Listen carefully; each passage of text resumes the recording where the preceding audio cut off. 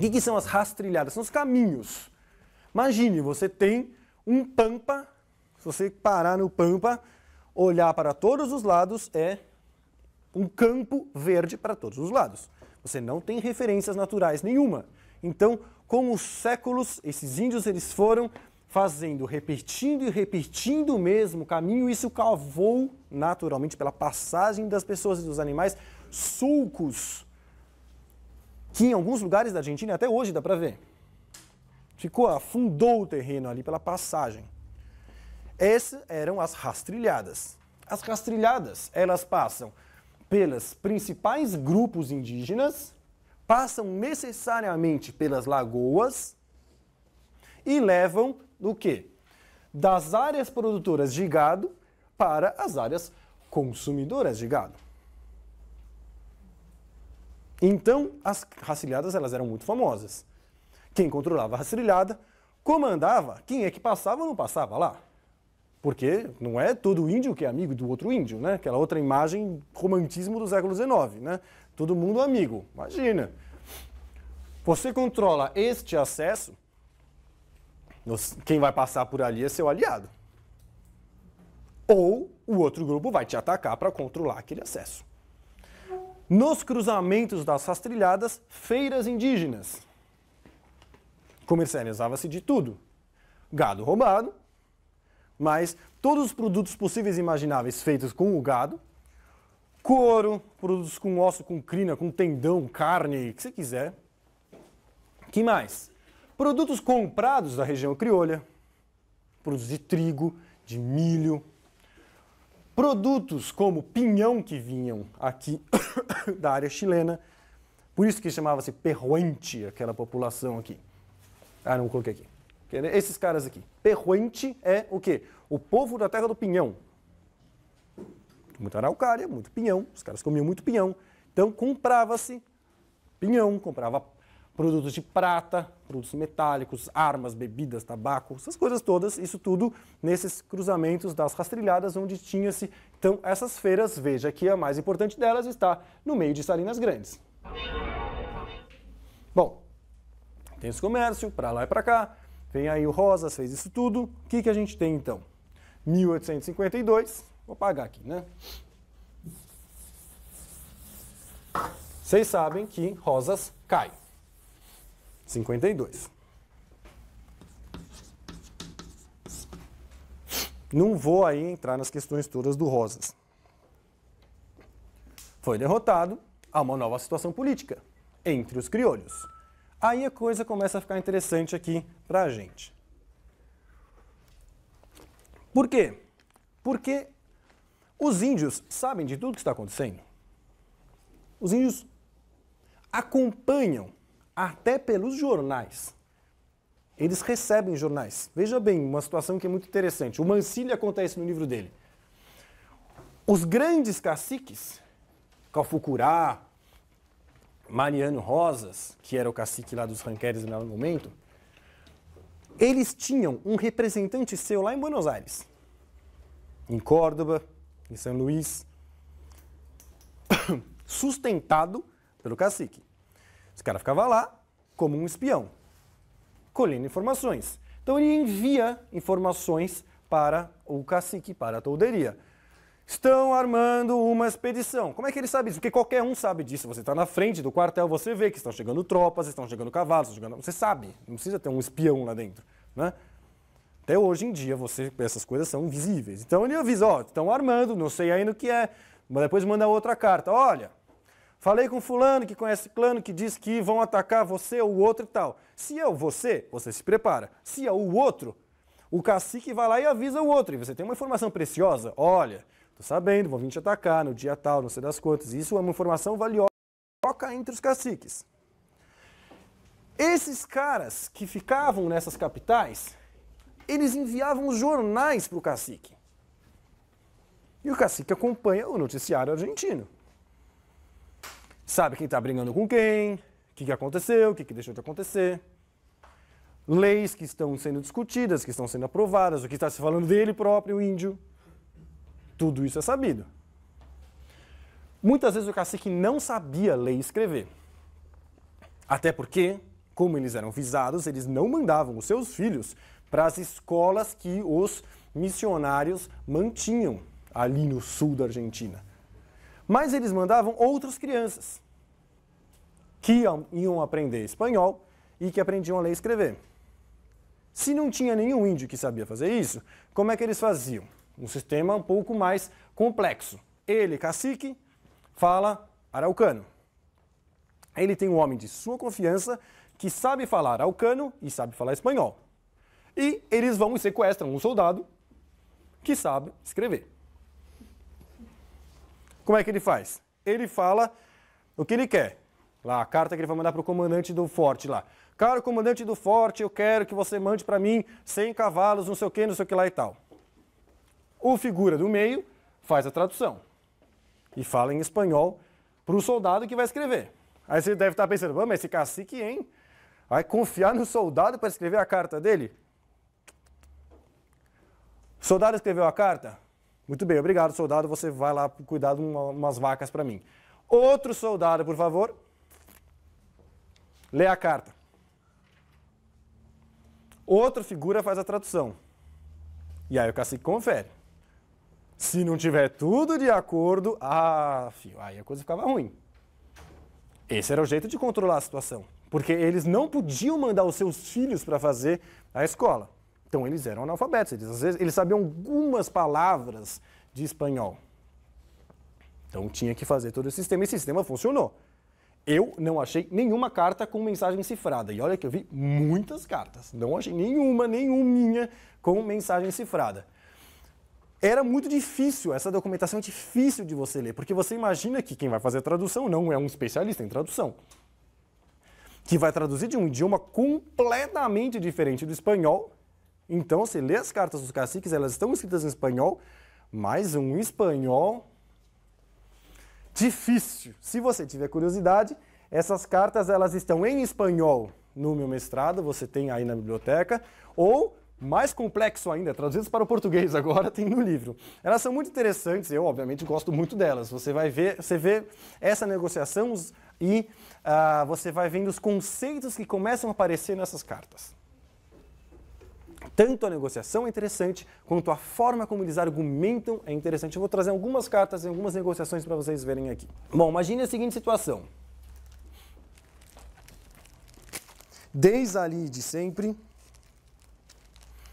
Rosas dominava, fazia décadas. E Rosas foi derrubado.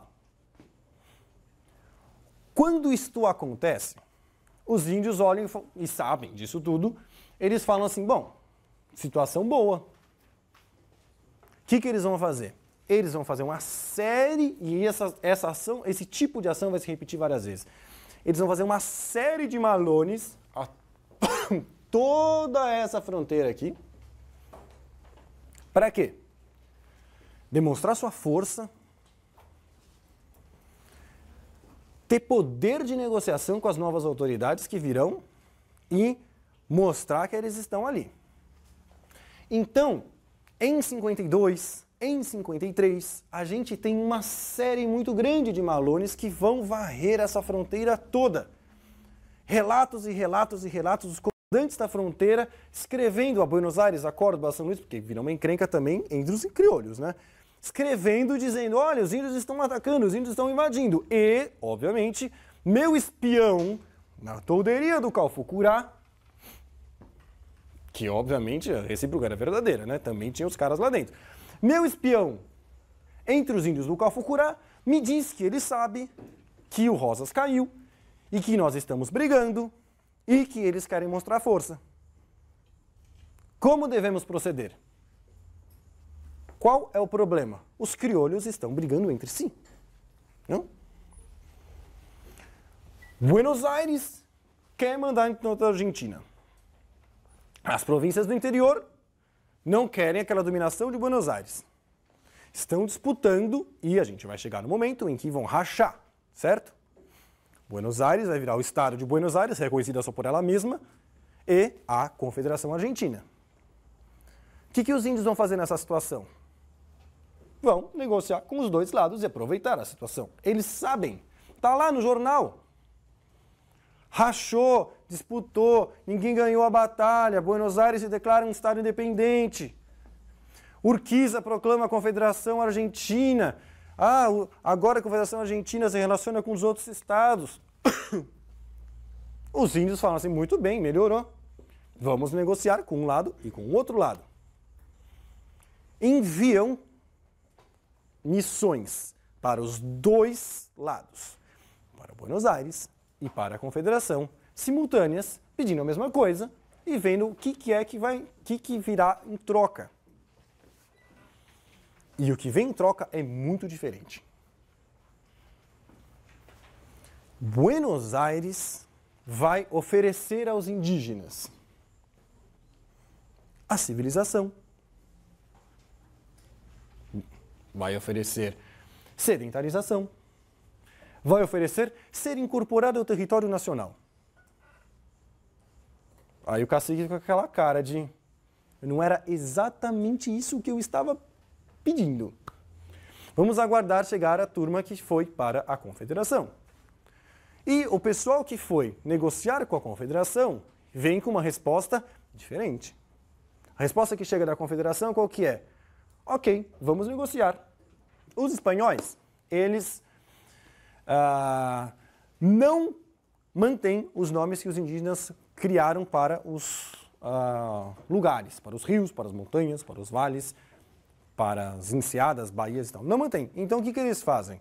Como existem rios paralelos que descem dos Andes rumo ao Atlântico, os espanhóis vão batizar, e esse nome continua até hoje em dia, de rios primeiro, rio segundo, rio terceiro, rio quarto, rio quinto, rio sexto, por aí, rio sétimo, por aí vai.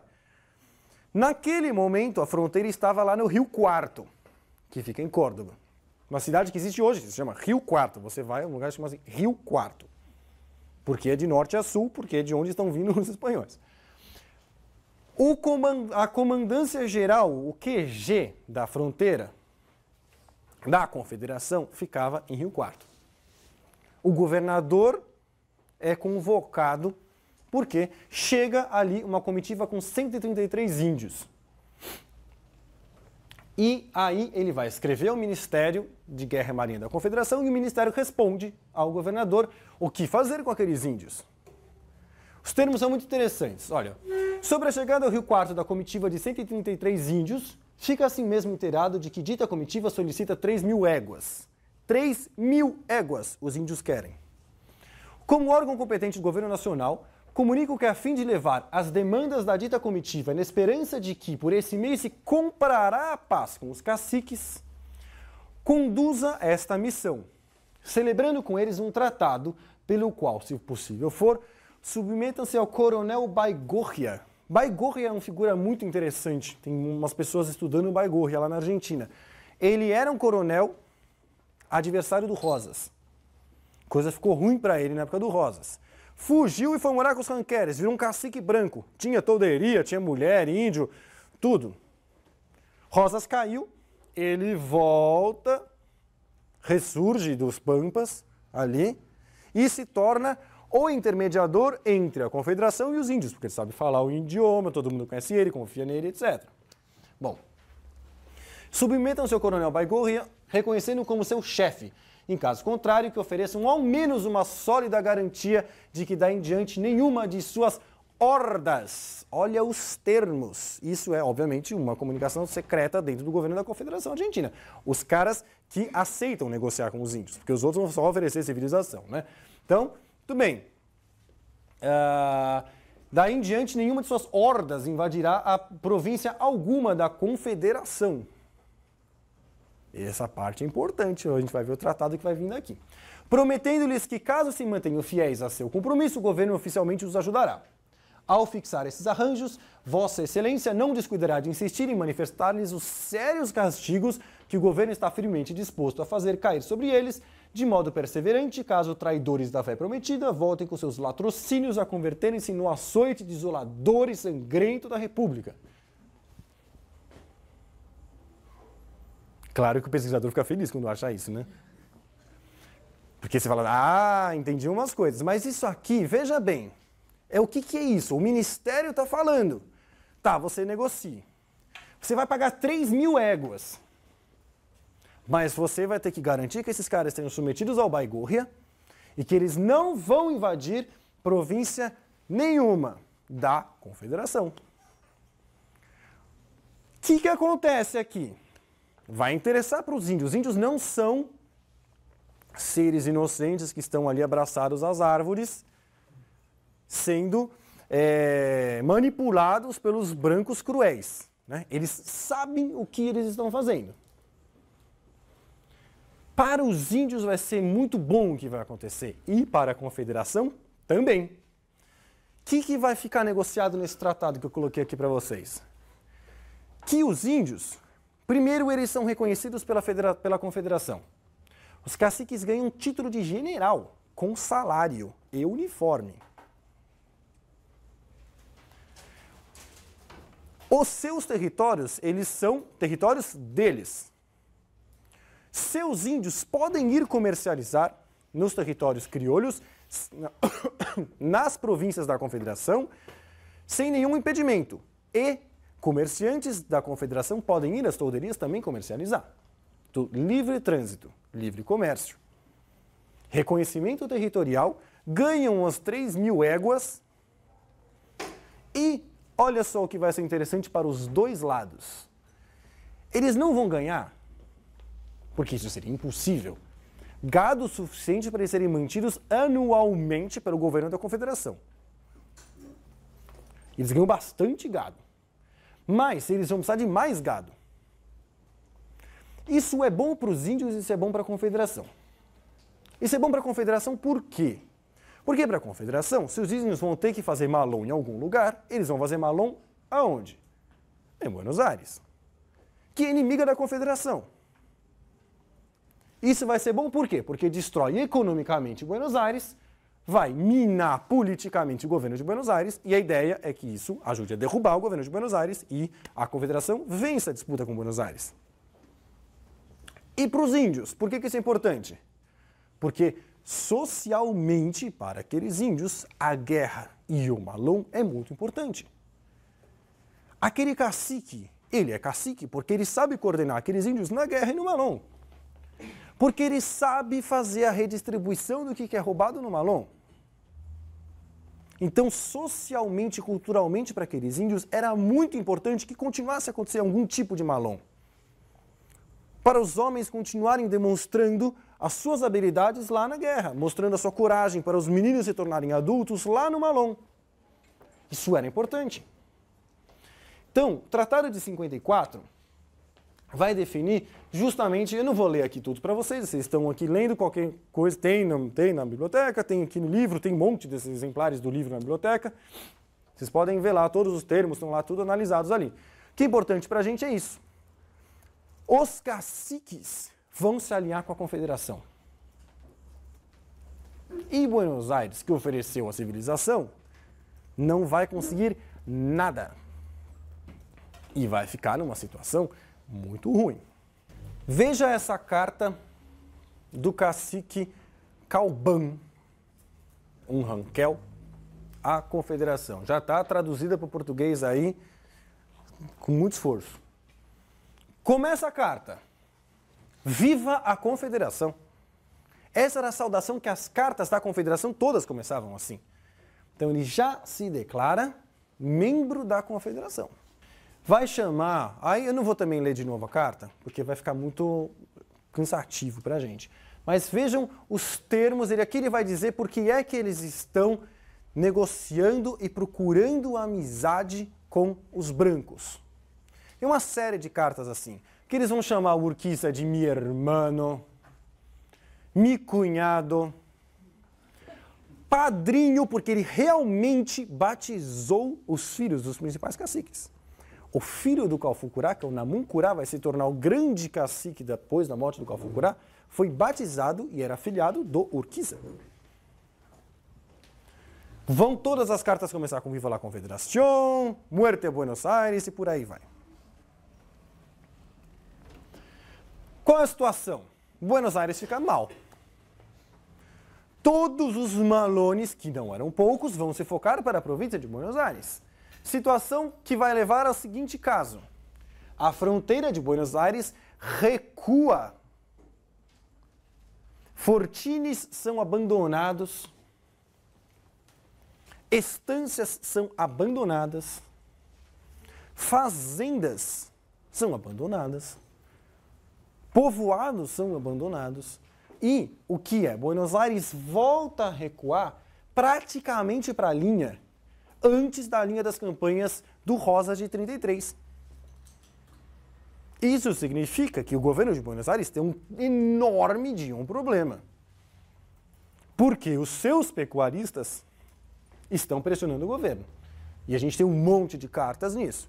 Dos pecuaristas dizendo para o governo: se vocês não tomarem atitude nenhuma, nós vamos transferir o nosso gado para as províncias da Confederação, porque lá há paz. Aí Buenos Aires resolve tentar negociar com os índios.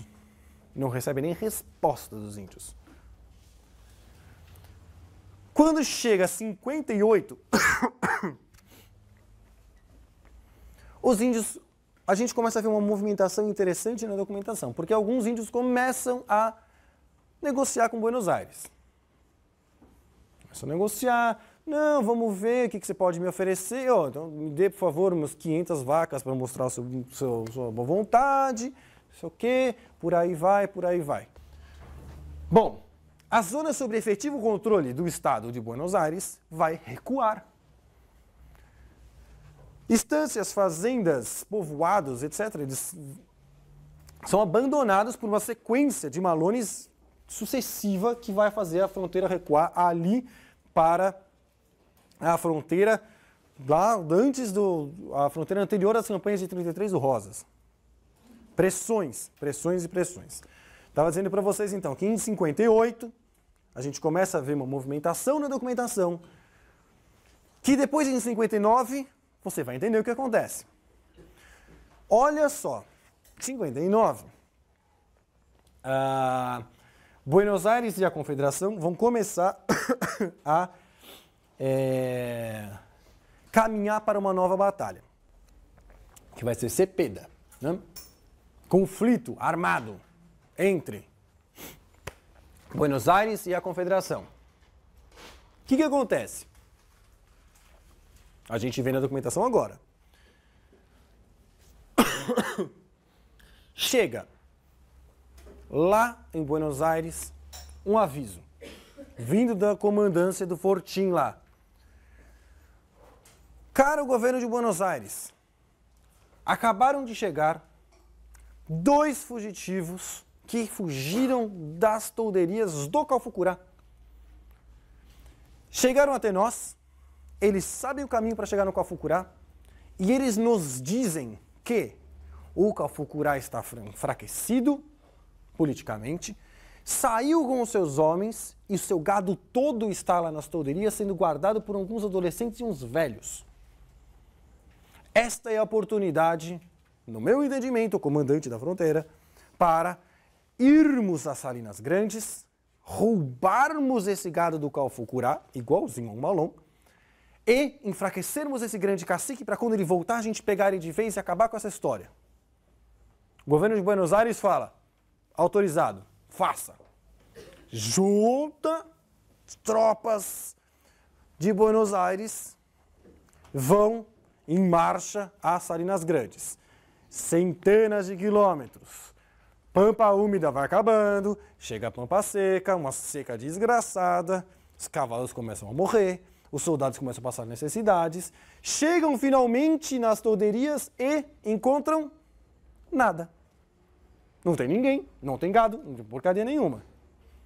Ficam procurando, devemos estar enganados, vamos lá, mas é aqui, tenho certeza, não sei o quê. Nada. Precisamos voltar. Centenas de quilômetros, na pampa seca, vai morrendo, os cavalos morrem, os soldados morrem.